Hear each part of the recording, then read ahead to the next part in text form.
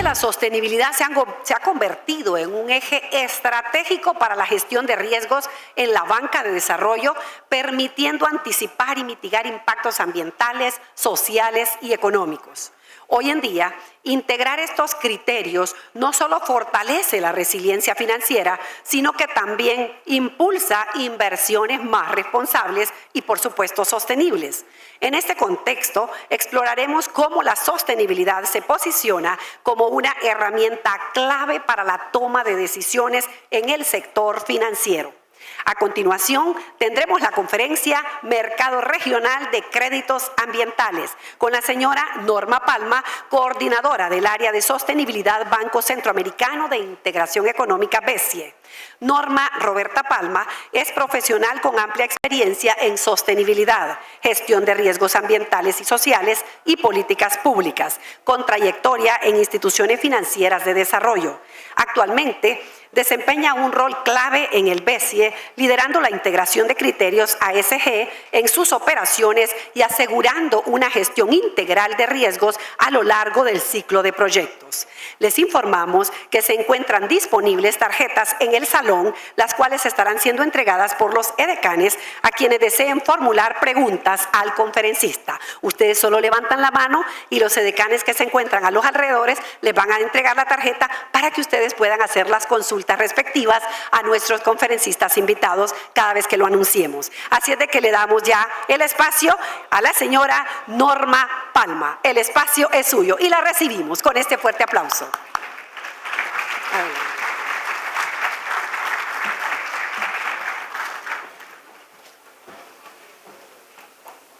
Muy buenos días a todos y a todas. Primero quisiera agradecer la invitación especial de Fundarse para participar en este tan especial evento de la Semana de la Sostenibilidad. Y qué gusto ver este salón lleno. Realmente, para aquellos que venimos trabajando desde hace varios años en el tema de sostenibilidad, es un momento muy agradable. Cuando vi el salón, dije yo, wow, realmente es esta mañana un reto estar frente a tanta gente que está enfrentando el día a día el reto de sostenibilidad. Y bueno, realmente es un gusto verlos a todos aquí en esta mañana en la ciudad que a mí me vio crecer. San Pedro Sula tiene cosas que pocas ciudades de la región tienen. Sabe lo que es construir desde cero, sabe lo que es reinventarse y salir adelante con mucho trabajo y visión. Y no es una casualidad que estemos hablando hoy de esto precisamente aquí, porque de eso se trata lo que hoy voy a exponerles. Cómo esta región convierte lo que ya tiene. Y las personas que me antecedieron lo dijeron muy bien. Tenemos riqueza natural. Tenemos una posición de liderazgo dentro de un mercado que está creciendo y que nos está esperando. Y esa es una buena noticia. Y bueno, lo que vamos a conversar rápidamente en los siguientes minutos son los resultados de los estudios iniciales sobre los mercados de créditos ambientales en la región de Centroamérica. ¿Qué oportunidades concretas existen y cuáles son las brechas que hoy hay que enfrentar para poder cerrar? ¿Y cuál es la respuesta y propuesta del Banco Centroamericano de Integración Económica que está poniendo sobre la mesa para hacer esto posible? Y gracias. Esta pregunta que está en esta pantalla no es una pregunta retórica.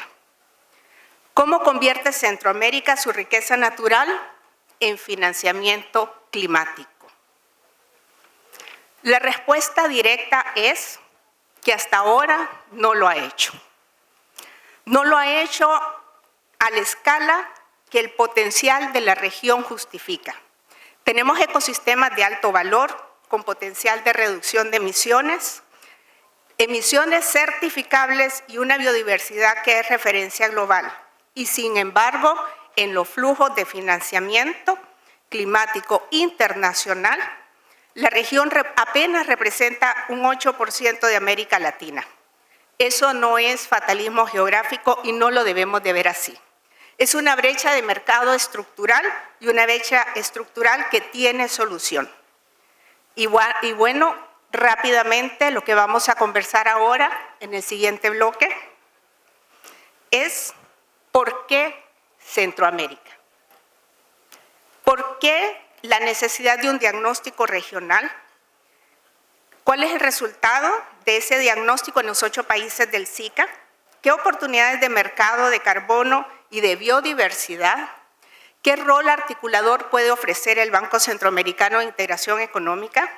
La propuesta de una plataforma de mercados de carbono y de biodiversidad y un plan de acción concreto para los próximos meses. Una parada técnica. Creo que siempre es necesaria. No porque tenga la costumbre de dar clases, sino que es bastante importante para que todos podamos en esta reunión manejar el mismo lenguaje. Y es que este sector en particular tiene una relación muy especial. Le gusta abreviar mucho los términos. Y en los próximos minutos me van a escuchar hablar de ITMOs, de MRVs, de NDCs, de Red Plus, de Corsia, de PAC, de UNFCCC, entre otras. Entonces, de esta lista que tenemos acá, que es muy importante conocerla, van a escuchar más 3 de estas siglas. El MVC, que es el Mercado Voluntario de Créditos de Carbono, donde todas las empresas privadas compran créditos por iniciativa propia. Los ITMOs, que son los resultados de mitigación que los países transfieren entre sí en el marco del Acuerdo de París. Y el MRV, que es el sistema de medición, reporte y verificación. Ese MRV es el mecanismo actual de auditoría que hace que todos los mercados de carbono operen bajo un escenario creíble y verificable. Si pierden, por favor, alguno el hilo con alguna sigla, levanten la mano. Y bueno, por favor, ¿por qué Centroamérica? Imaginen ustedes que tienen en el patio de su casa un árbol que produce un fruto increíble, un fruto que en el mundo entero está buscando comprar. Lo tienen en el patio de su casa. Es un fruto escaso, con demanda que no para de crecer y un precio en alza sostenida. Y que llevan décadas mirándolo sin saber que tenía valor de mercado. Eso es con precisión la situación de Centroamérica. Frente a un mercado de carbonos y de biodiversidad cada vez más demandante y nosotros no estamos ahí. 4 datos bastante importantes también antes de continuar.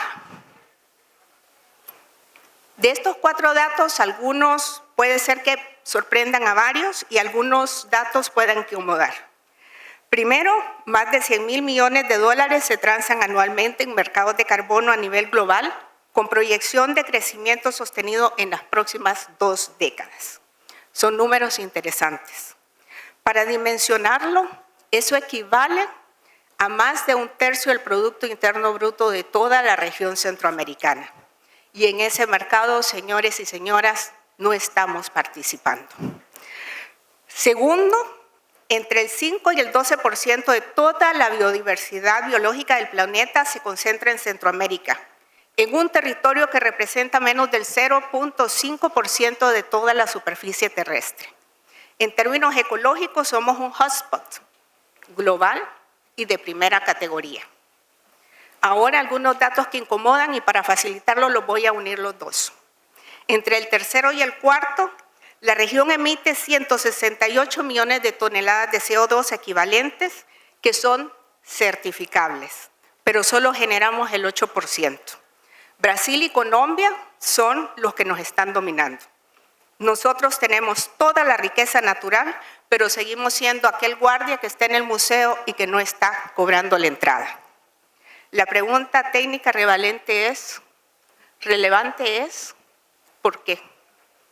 ¿Cuáles son exactamente las barreras que están impidiendo que Centroamérica, con toda esa riqueza, no logre colocar créditos de carbono? Y entonces estamos viendo que se hace un diagnóstico, y un diagnóstico cuyos resultados van a sorprender a varios de ustedes también. Primero, un diagnóstico identifica las barreras. Y esas barreras, por favor, la siguiente. Gracias. Y las barreras más considerables dentro del diagnóstico realmente son 4. Son estructurales. Cuando digo estructurales, eso no quiere decir que son excusas para poder avanzar. Son el mapa de trabajo. Primero, Centroamérica tiene una fragmentación regulatoria que ustedes pueden ver.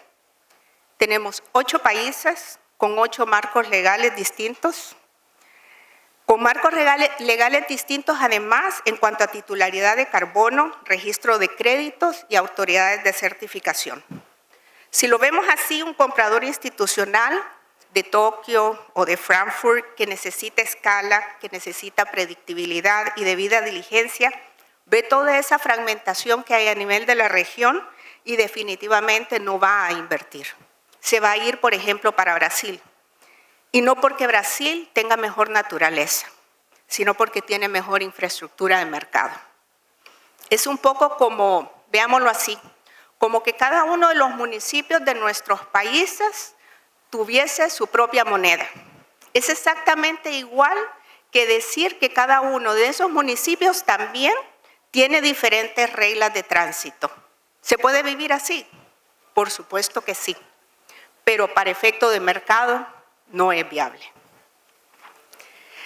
Otro de los temas que se presentan como una brecha son los datos limitados y además de ser limitados que son bastante dispersos. Sin sistemas robustos de medición, de reporte y de verificación de calidad, no vamos a poder competir. Sin calidad no hay acceso a precio premium. Es una ecuación técnica directa, pero difícil de romper cuando los sistemas de información forestal llevan en nuestra región décadas de rezago. Sumado a esas 2 brechas, tenemos las capacidades insuficientes y sobre todo las capacidades financieras. Estructurar un proyecto bancable de carbono requiere de estudios de línea de base, de verificación independiente de terceros y registros internacionales. Esto es sumamente caro. Estos procesos andan costando alrededor de $200,000 a $500,000 por proyecto. Esto antes de generar y emitir el primer crédito.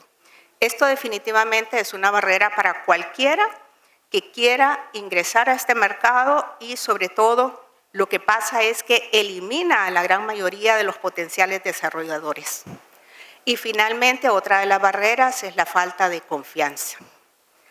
En el año 2023 una investigación del diario The Guardian reveló que más del 90% de los créditos de selva tropical que son certificados por el Principal Global no representaban reducciones reales. Eso es serio. El impacto afectó la confianza y ese impacto realmente es bastante significativo a nivel de mercado y hoy en el 2026 todavía se siente. Un comprador corporativo europeo lo resumió en el año 2025 así, y creo que es la frase que mejor define el estado actual del mercado. Ya no se compra carbono, se compra integridad. Con esto claro, con estas brechas claras, quisiera enfocarme ahora en los resultados concretos de los 8 países. La siguiente. El diagnóstico evaluó 3 dimensiones: la preparación para los mercados, la preparación para el artículo 6, el potencial del mercado naciente en biodiversidad. Lo que verán no solamente es una fotografía del estado actual de estos 8 países, es la base sobre la que construimos la propuesta en el banco para poder enfrentar este reto. La siguiente. El mercado voluntario de carbono es hoy la ventana de entrada más accesible para la región. No requiere acuerdos intergubernamentales, eso es una muy buena ganancia, ni marcos del artículo 6 del Acuerdo de París que estén operativos. Es una transacción directa entre el desarrollador de un proyecto y un comprador corporativo privado. Los datos actuales reflejan que tenemos 47 millones de créditos emitidos a nivel global. 114 proyectos han sido registrados. 59 activos están en el mercado en este momento. ¿Y quiénes son los compradores? Pues los compradores incluyen nombres que muchos de esta sala ya conocemos. Shell, Apple, Chanel, Google, etc. Son corporaciones con compromisos públicos en materia de neutralidad de carbono y una necesidad operativa de créditos que soporten el escrutinio regulatorio y de sus accionistas. Lo que estos compradores tienen en común es algo bastante interesante. Ellos no están comprando o buscando créditos más baratos. Están buscando el crédito que más se pueda defender. Y eso cambia todo para nosotros. Voy a darles un ejemplo, el caso de Chanel. Creo que muchos de nosotros conocemos esos perfumes, su ropa, sus vestidos. Una empresa francesa muy famosa que tiene hoy invertidos más de 25 millones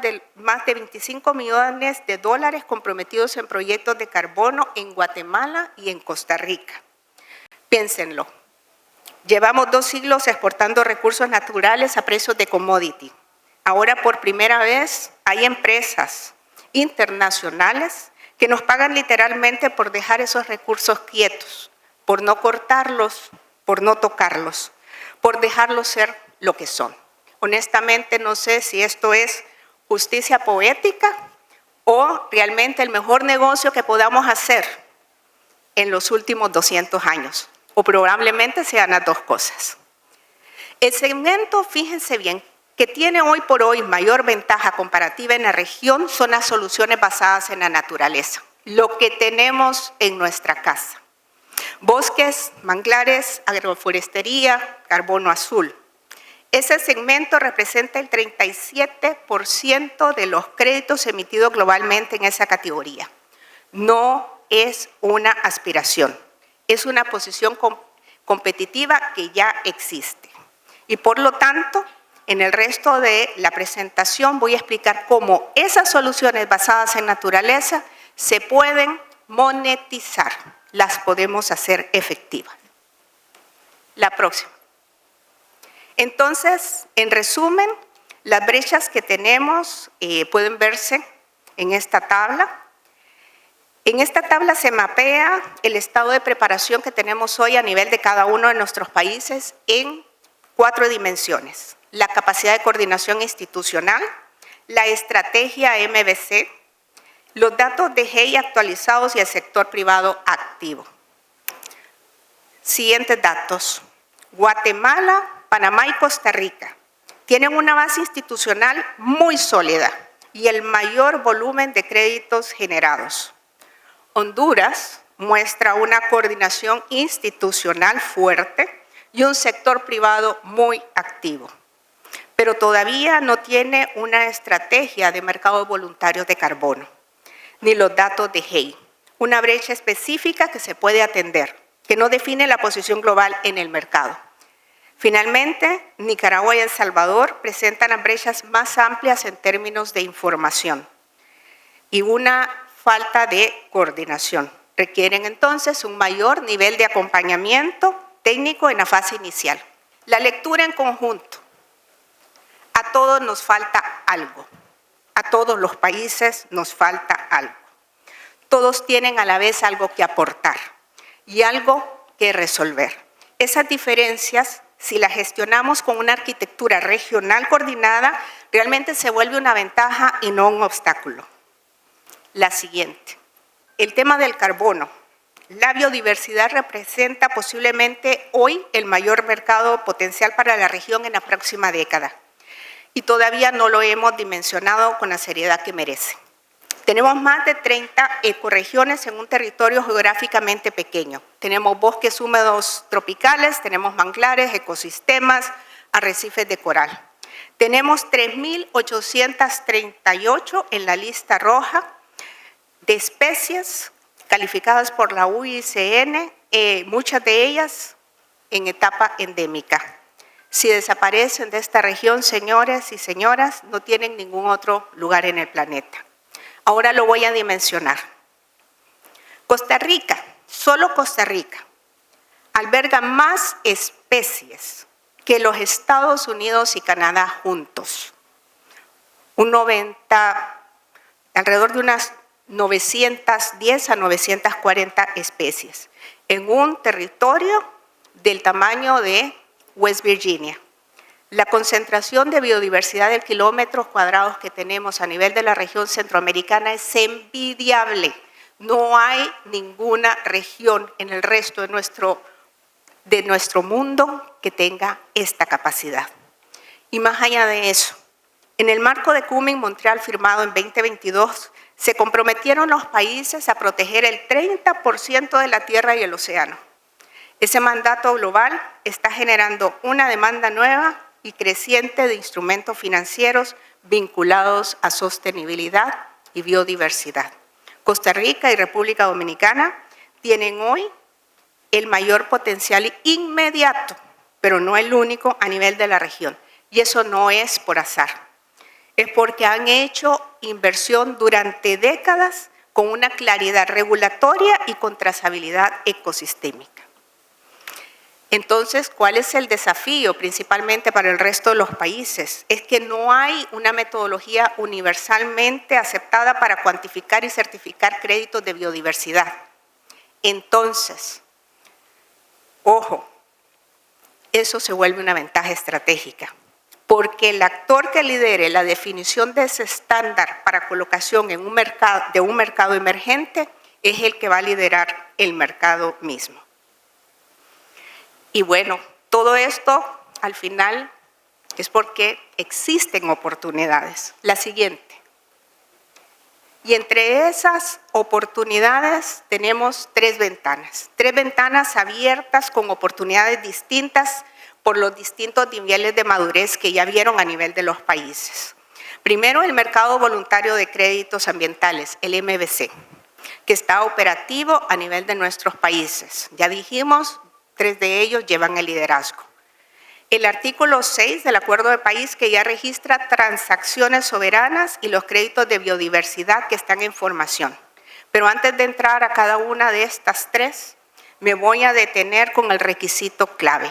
Y adivinen cuál es el requisito clave. Lo mencionó doña Anabel Gallardo en su conferencia. Por favor, la siguiente. Y el requisito clave para participar en el mercado de créditos de carbono y de biodiversidad es la alta integridad. El mercado global de hoy no compra créditos genéricos, compra integridad y integridad verificable. Y eso tiene implicaciones directas para cómo estructuramos los proyectos desde el inicio. Esa integridad se mide a través de 6 atributos, los que ustedes pueden ver en esta filmina. La transparencia, la adicionalidad, contar con una línea de base robusta. Ya lo vimos en el caso de Honduras, no la tenemos. Además, permanencia. Veámoslo así. Las reducciones deben de sostenerse en el tiempo. No sirve un bosque que certificamos hoy y se pierde en 5 años. Eso no sirve. Sin doble conteo. Ojo con eso. Un crédito solo puede contabilizarse con un país o con una empresa.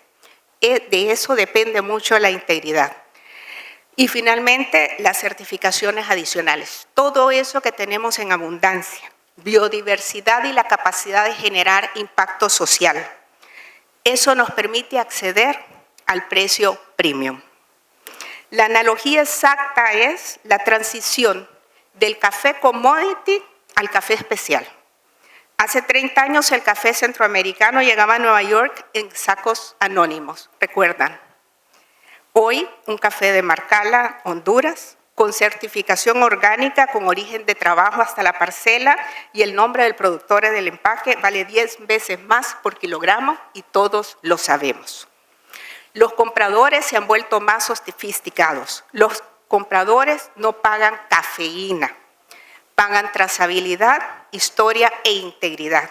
Los créditos de carbono están en ese mismo punto de inflexión en este momento.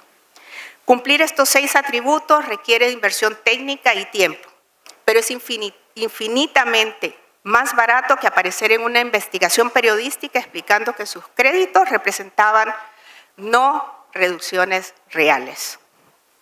La siguiente. Ahora vamos con las ventanas. Primero, el artículo 6 del Acuerdo de París.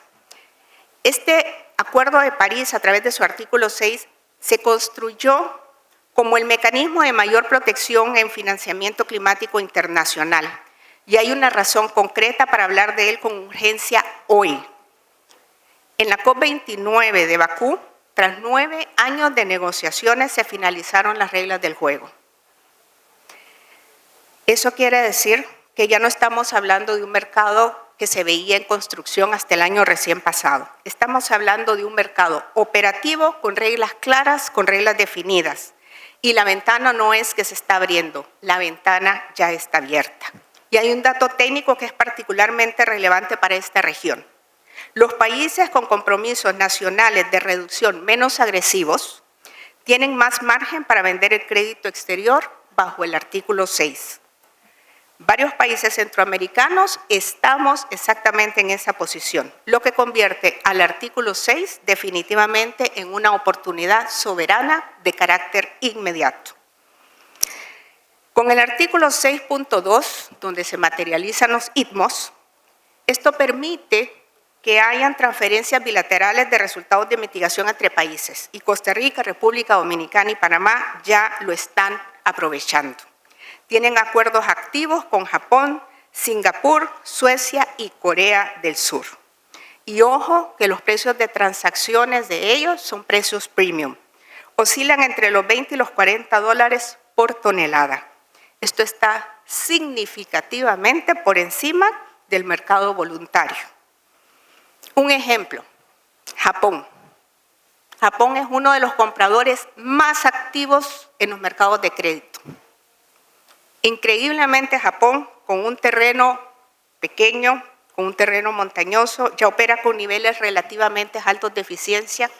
Y ustedes saben que cambiar su industria pesada en los próximos 5 años tiene un costo marginal altísimo. ¿Ellos qué es lo que hacen? Adquieren reducciones en Costa Rica. Eso resulta considerablemente más eficiente en términos de costo-efectividad. Y eso no es altruismo, es optimización de cartera de mitigación. Y para nosotros definitivamente representa una oportunidad soberana con flujos estándares y compradores gubernamentales que no están sujetos a la volatilidad de los precios. Y finalmente el mecanismo de articulación del Acuerdo de París, el 6.4, ese mecanismo es hoy el sucesor del mecanismo de desarrollo limpio, el MDL que conocíamos. Hoy cuenta con 26 proyectos a nivel de Centroamérica ya en proceso de transición. ¿Y cómo está operando? La demanda sobre todo viene de Corsia. Corsia es el esquema de compensación para la aviación internacional. Ese esquema requiere entre 102 y 140 millones de toneladas de CO2 solo para cada 2 años. Cada vuelo nacional, cada vuelo internacional en el que cualquiera de nosotros, los aquí presentes, tomemos, genera emisiones que van a necesitar compensación. Y los proyectos a nivel de la región centroamericana tienen la capacidad de proveer esa compensación con un carácter de altísima integridad si construimos una infraestructura correcta para ofrecerlos. Y en todo esto hay, la siguiente por favor, en todo esto hay actores y hay necesidades. De manera rápida, los mercados funcionan cuando múltiples actores, cuando los gobiernos, cuando los inversionistas, empresarios, compradores corporativos, comunidades locales, organismos de certificación, etcétera, cuando todos los aquí presentes logramos coordinarnos dentro de un marco técnico confiable. Porque esa coordinación tiene un costo de transacción muy alto cuando no existe un actor central. Y ese es exactamente el espacio donde el Banco Centroamericano de Integración Económica espera operar. La siguiente. La posición en este caso para el BCE en un ecosistema no es única. No es una consultora que va a entrar a un proyecto y sale a terminar el contrato. No es un fondo de inversión tampoco. Tampoco estamos esperando un retorno de 3 años. Es una institucional regional permanente con presencia en los 8 países del SICA, con presencia también en Europa, con presencia también en Asia. Somos una institución regional permanente y tenemos presencia en todos nuestros países y nos permite operar como un promotor a nivel regional, conectando los países y facilitando el diálogo, como un facilitador técnico, porque podemos dar esa asistencia técnica que requieren tanto los gobiernos como los desarrolladores de proyectos y finalmente como el operador financiero. ¿Por qué? Porque ya mencionamos que solamente contar con los suficientes recursos para la evaluación de un proyecto necesita entre $200,000 y $500,000. Eso definitivamente a la mayoría de nosotros nos puede sacar del negocio. Y el banco tiene la capacidad de financiar la etapa precomercial de estos proyectos. No estamos hablando de credenciales teóricas. Desde el año 2019 comenzamos desde el BCE a emitir específicamente bonos sostenibles, verdes, azules, sociales y de sostenibilidad, no las otras emisiones financieras, esas específicamente. Y hoy tenemos un acumulado de más de $8,100 millones en 26 monedas distintas y 23 mercados distintos. Y el año pasado, Global Capital nos reconoció como el emisor de bonos sociales, ambientales y de gobernanza más impresionante de América Latina. Y esta es la infraestructura financiera que ofrecemos esté detrás de la plataforma del mercado de créditos ambientales y de biodiversidad. Y entonces el diagnóstico es claro. La siguiente. Ya dijimos, ninguno de nuestros países está con la suficiente capacidad para enfrentar un mercado nuevo. Todos presentan brechas en al menos uno de los 5 dimensiones claves.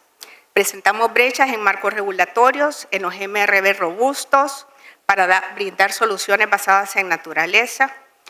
Tenemos brechas en la regulación de nuestros bosques, en los registros, etc.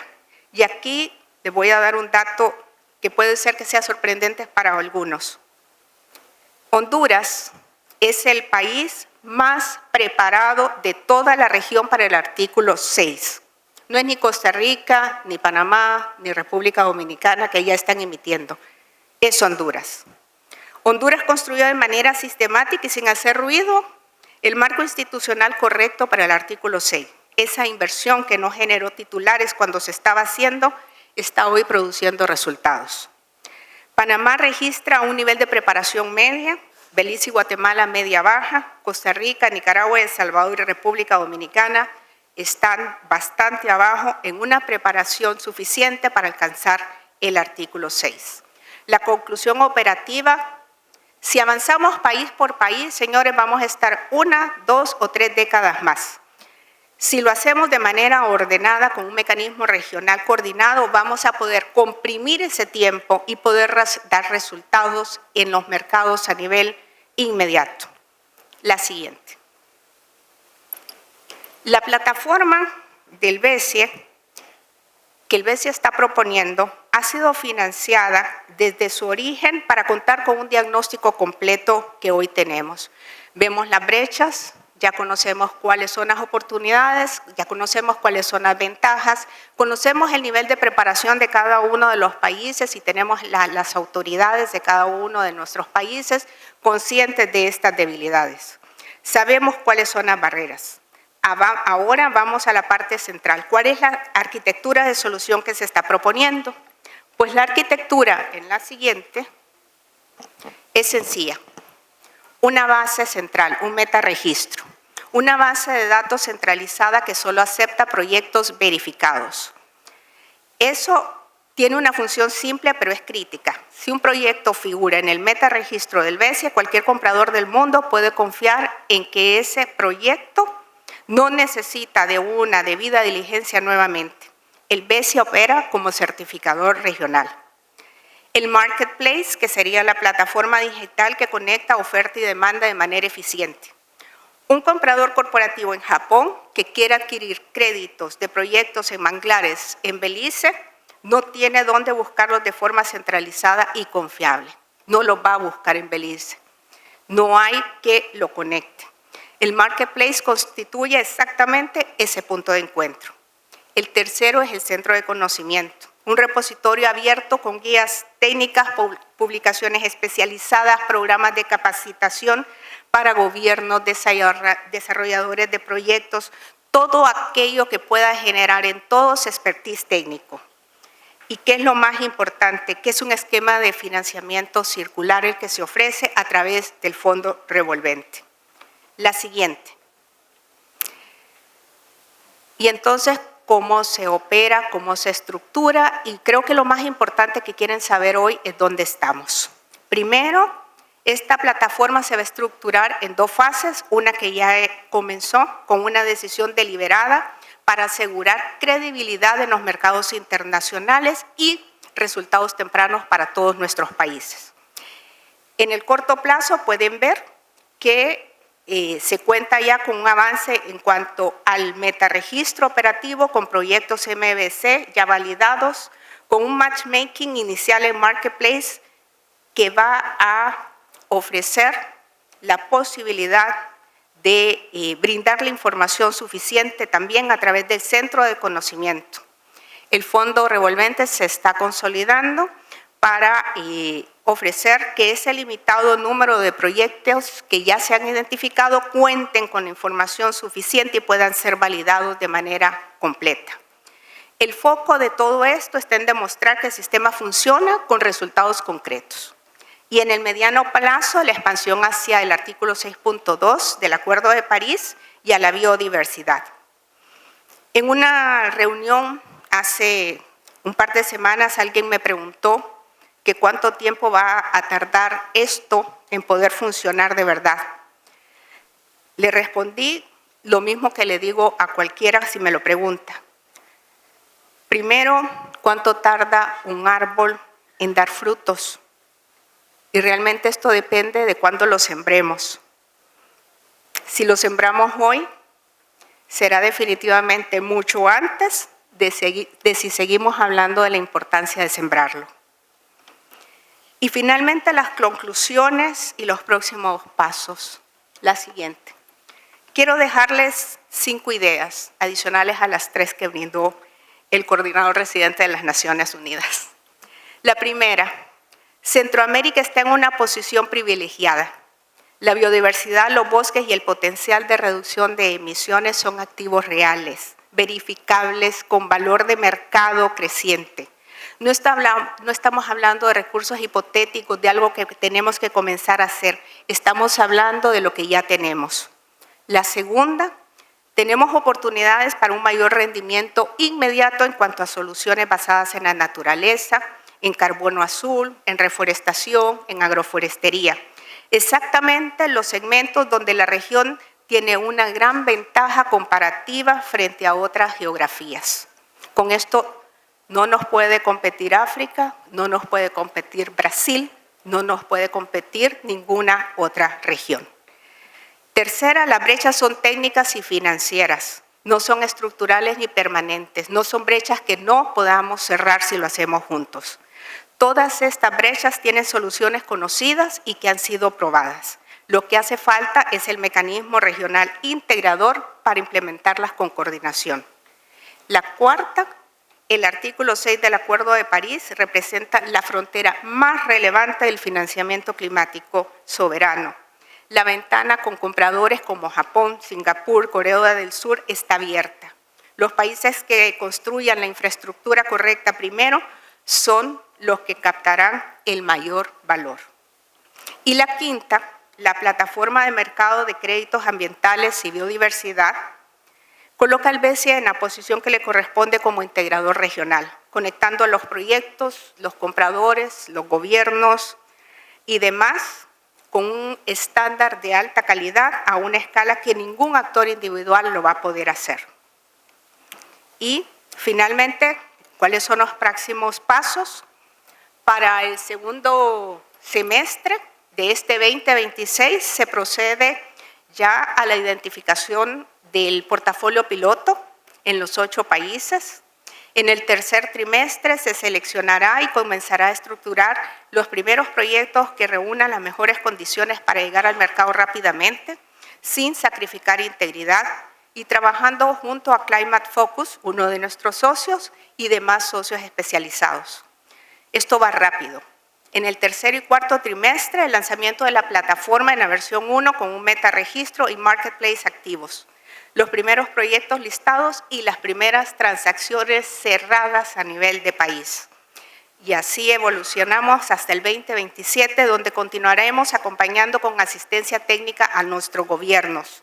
Vamos a mantener el centro de conocimiento, el mismo que se estará implementando en coordinación con el CCAD y con la Convención Marco de las Naciones Unidas para el Cambio Climático. Y de ahí seguiremos avanzando para la activación plena del artículo 6, sobre todo en los articulando 6.2 y 6.4, con compradores soberanos y expansión de créditos de biodiversidad. Amigos, llevamos 200 años o más exportando lo que producimos a precios de commodities, bananos, café, y puedo seguir. Y comprando de vuelta el valor que otros le agregaron. El café salió de nuestros campos y volvió como expreso de calidad. El cacao salió de nuestras comunidades y regresó como chocolate fino. El carbono de nuestro bosque salió como crédito barato y vuelve como offset premium en el reporte de sostenibilidad de una multinacional. La siguiente. La plataforma de mercado de créditos ambientales y de biodiversidad existe para cambiar este patrón, para que esta vez el precio premium se quede aquí. Entonces, si el mundo está dispuesto a pagar por lo que Centroamérica ya tiene, la pregunta que pongo sobre la mesa a ustedes es si vamos a estar listos para cobrar. Muchas gracias. Muchísimas gracias a la señora Norma Palma, realmente una conferencia verdaderamente magistral.